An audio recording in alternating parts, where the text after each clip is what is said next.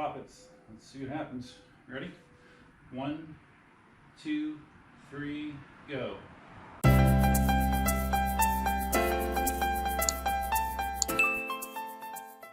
Hey, how you doing? Duff here. Right now you are sitting inside the frunk of my Tesla Model 3. And you may be saying, well, why am I sitting there? The reason is because I'm going to be doing some work to the front of this right now. I1Tesla, which is a pretty well-known Tesla channel, he documented his experimentation with getting the the frunk on his Model 3 to open up automatically. Right now, if you pop the frunk on a Model 3, this is what it does. It opens, and then you can get it started, and it finishes opening. Well, what I1Tesla did was he experimented with different struts to potentially make his frunk open fully when he pops it. And he did a lot of experimentation, and he came up with a combination that seems to work. And I ordered the struts that he outlined on his video, and I'm going to try it myself. Okay, so the struts that he recommends for the front are 6304 PRs. These are strong arm struts, and I think technically they are designed for a Jeep Cherokee, maybe, I believe. Don't ask me how he determined that these actually work, but I do thank him for his efforts in doing so. But for those of you that have never replaced struts before, it's a pretty simple process. Of course, that could be famous last words. I have done this on a couple cars. So let's see if we can get one of the old ones off. You don't want to obviously take both off at the same time unless you have someone here helping you, because you don't want your frunk to fall down. Okay, so basically what you need to do is get a small screwdriver and get it right behind this little clip. Once you do that, it should give enough room that it can pop off a ball joint here. I have a small screwdriver.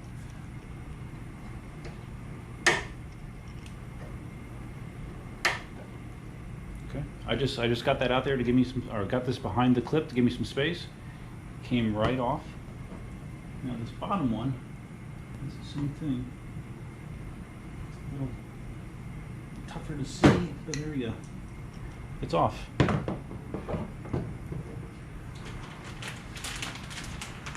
I'll have a link to these replacement struts. I bought these on Amazon. I'll have the price on the screen right now, and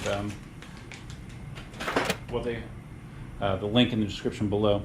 So if you hold these up to the existing ones, you can see these are actually a little bit shorter than the factory struts.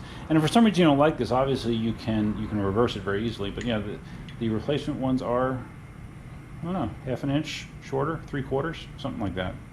So it'll be interesting to see how that affects the trunk operation. All right, so you want to orient this the same way that the other side is. So the actual exposed rod goes down. I think this will just, yeah. You don't have to mess with the clip to put them on. You should just press on, just like that. All right, as you can see, the frunk came down an inch or two. So let me just do this on the other side real quick.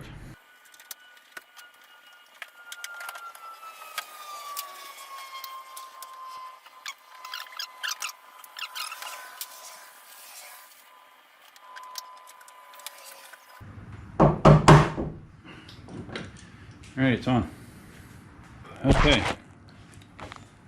So now let's see what the closing.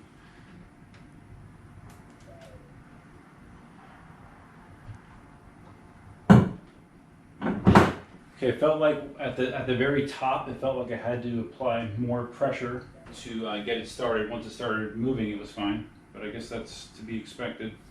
All right, let's pop it. Let's see what happens. Ready? 1, 2, 3, go. Whoa! Sure opened. Wow. It opened lickety split. Nice. Let's see how this feels. All right. Open test number 2. 3, 2, 1, go. Wow. All right.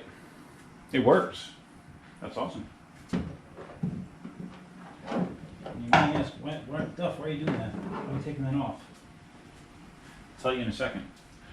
All right, so that works. Now I know that he got a lot of messages when he posted this video saying that, you know, it's not good to put a higher power strut on there because this hood is aluminum. You know, you risk bending the hood. But he has followed up. I think he did a 5-month and even a year later video. And you know, he's had these higher power struts in all that time, and he has not had any issues whatsoever. Like I said, you can see, actually it seems like now that I'm doing it a few additional times, actually the initial effort is not quite as hard as it was the first time. Probably because the cylinders were not lubricated, you know, because they were extended instead of compressed. All right, so one more time. 3, 2, 1, go.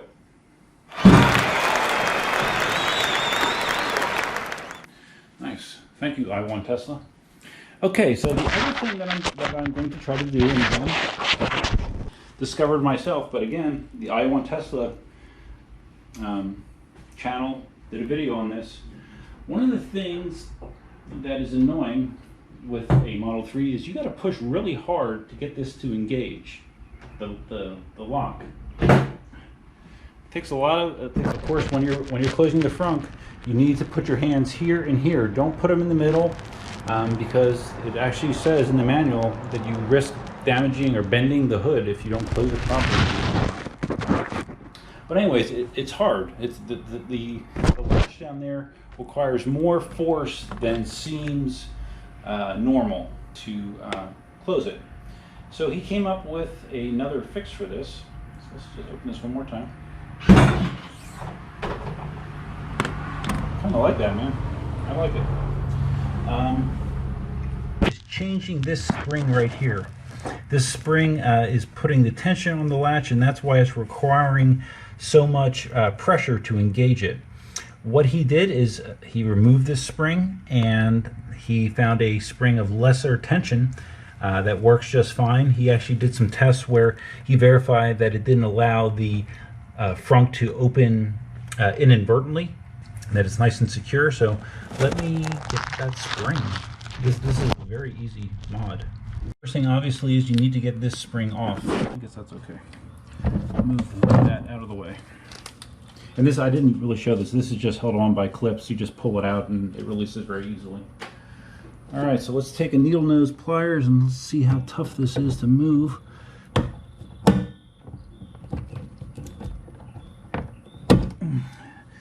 As expected, it's a little tough because this is a very stiff spring. All right, the replacement is much smaller and will attach much easier. I will have a link to this spring in the description below. So this one, since it's so much easier, we can just put it over it like that.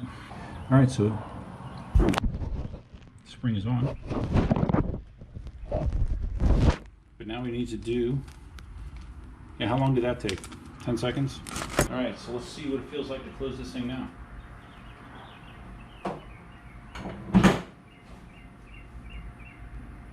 Much easier. Much easier. All right, let's see if it still opens. It still opens. Good. Yeah, again, oops. Yeah, just, it's considerably less tension to open it.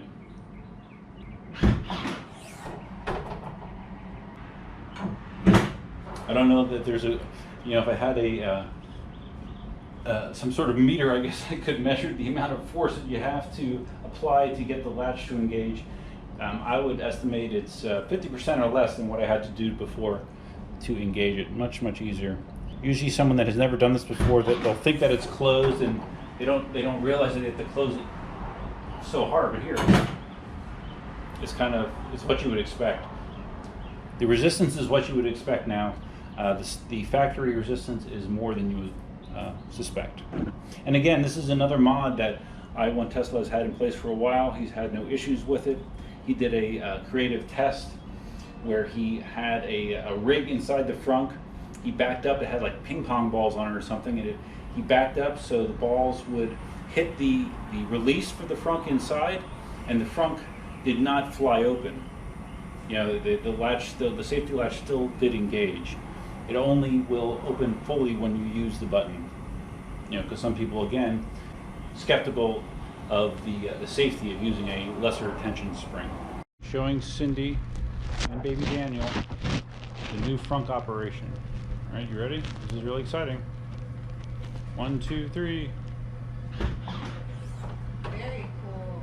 Opens all the way. Do you like it? Yes, he It's looks. like grandma's hair. He looks very impressed. See, I'm a good What are you baby. doing? See, I'm a good baby. The best. Yeah. Let's reverse what we just did. Slap that in. You're good to go.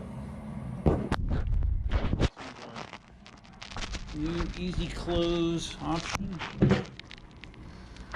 All right, so there you go. That is how you install different struts in the front of your Tesla Model 3. Again, big thanks to I1 Tesla for being the pioneer on this. Seems to work very good. I'll report back if I have any long-term issues, but I don't anticipate it. Of course, you want to keep your original hardware, just in case. You know, it's very easy to reverse this if you need to. But I don't expect that I'm going to need to. If you found this video interesting, please give it a big thumbs up. If this is your first time visiting the channel, please consider subscribing. And if you're going to subscribe, you might as well hit the notification bell. It's over here. I can never remember which one it is, which side it is. And feel free to leave your comments, suggestions, ideas, and feedback below. Don't forget, tomorrow night, Sunday, 8 o'clock Eastern, it's going to be Dust PEV live stream, which will have Tesla and lots of electric unicycles, electric skateboard, one-wheel conversation going on. I have a lot of stuff to cover because my last episode got cut short because of internet problems, so I'm going to have a lot to talk about. But that's all I have for you for now. Until next time, Duffman out.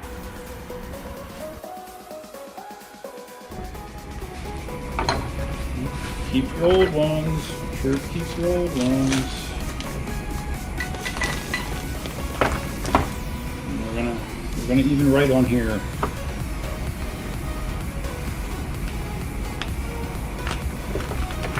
Front.